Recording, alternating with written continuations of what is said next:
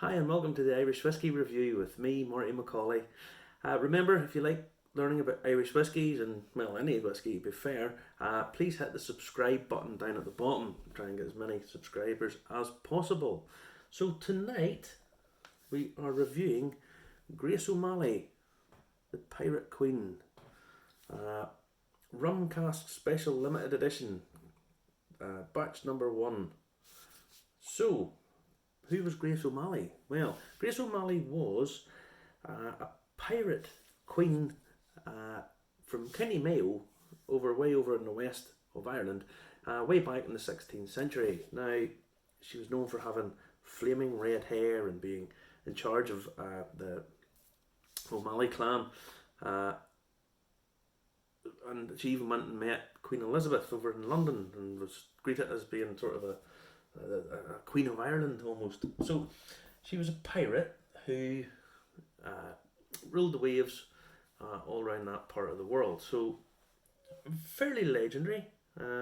This whiskey is now part of a brand. Now this isn't their own distillery. It's bought in and blended.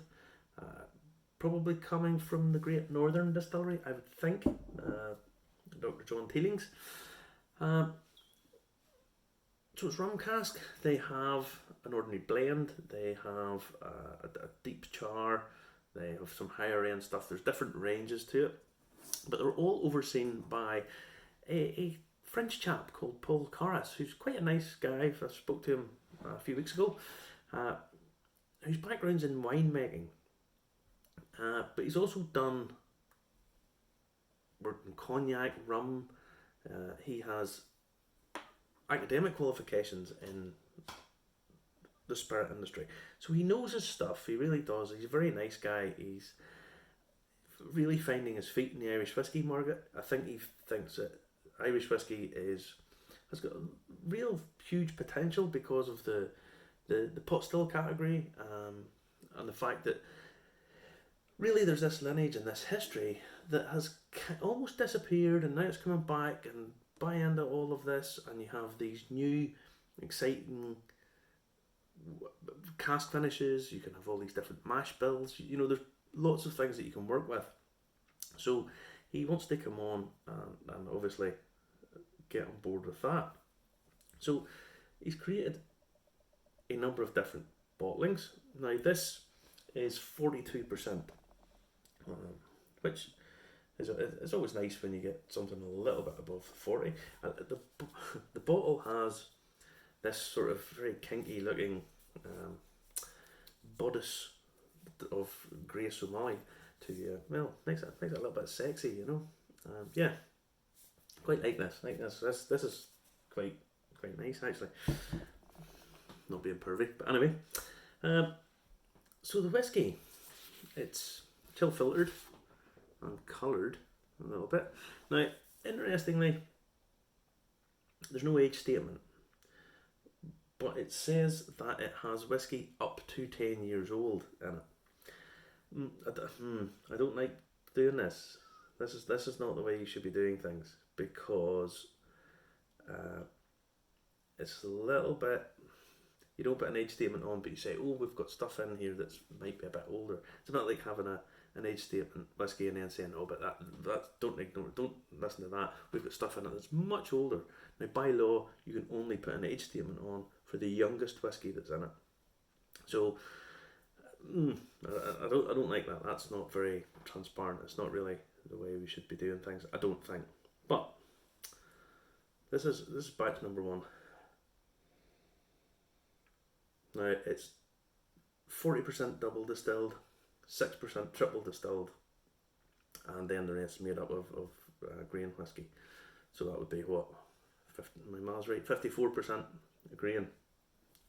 Now on the nose, it's at 42%. Not a big hit off the nose, if I'm honest. It's banana, cooked fruit. For being a rum cask, it's not a sort of tropical fruit. It's more set back from that. It's probably the double distilled. It's doing that. Yeah, spice in it. A little bit of ginger, a little bit of maybe sandalwood, that kind of thing. Plenty of malt, plenty of a cereal, and there's a little floral note to it, a little green,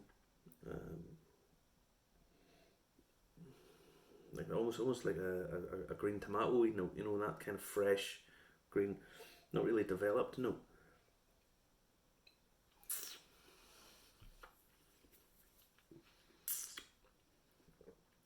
Yep, fresh fruit again. Again, this is slightly more tropical, probably a bit more peach, apricot. Again, the malts there, sort of fruit salad. Surprisingly for the rum cask, there's not really the molasses, the sort of brown sugar. It's not really there. But it's a little bit fresher. Yeah. Probably a little touch of water in this is really what you would want.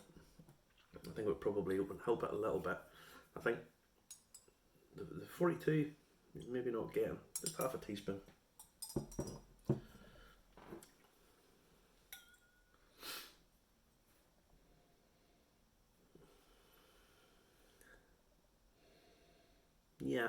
Yeah, brings it on. There's a bit more. It's a bit lighter. The banana is not as heavy. It's not as restrained in the fruit. The fruit comes up a little bit. Again, yeah, getting a bit more woody notes there now too. On the tongue.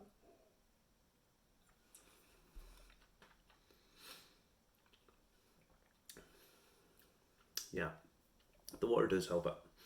The water brings it on. I think at 42, it's a little bit too strong to bring out the best of it. So a little bit more water brings it out, brings it on. So again, you're still getting more of the peaches, more of the sort of fresh fruit salad.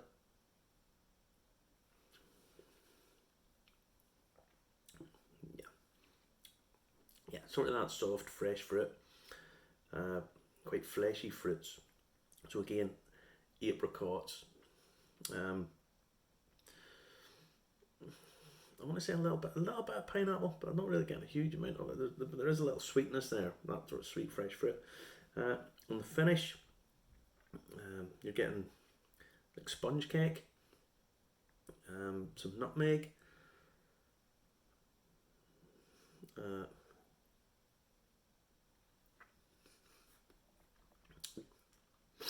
some chocolate. Yeah, some chocolate. Mouthfeel's pretty good actually. It's not bad at all.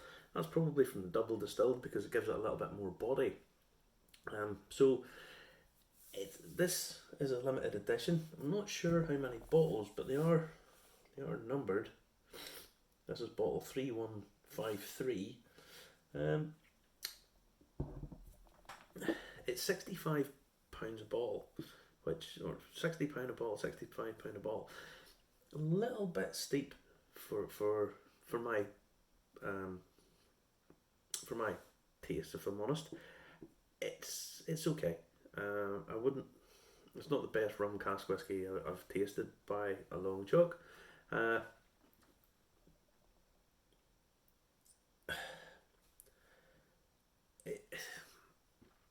like the presentation. I like that. I kind of like I kind of like the story behind it. I like that kind of thing. But I think it probably needs a little bit more. It needs a little bit more of a push from the casks, if I'm honest. I think the spirit's good. I like double distilled whiskies. I like the mouthfeel. I like the sort of texture it gives in the mouth. But I think the cask really needs to be pushing it a little bit further. Needs the rum really needs to be pushing on it. It's a good start, but we'll see where they go after this. We'll see where the next round of these come from, the next batches. So if I'm marking it, Uh, 5.5, 6 out of 10. You know.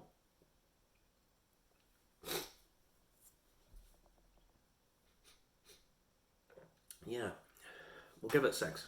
A 6 out of 10. Yeah, room for improvement, but nonetheless, Paul, nice guy, and I think there's good things to come as he gets a little bit more of a finding of his feet in the Irish whiskey. Maybe gets to play a bit more. I think there's probably good things to come. So 6 out of 10, and cheers, all the best. Remember to subscribe, guys. Thanks very much. Take care.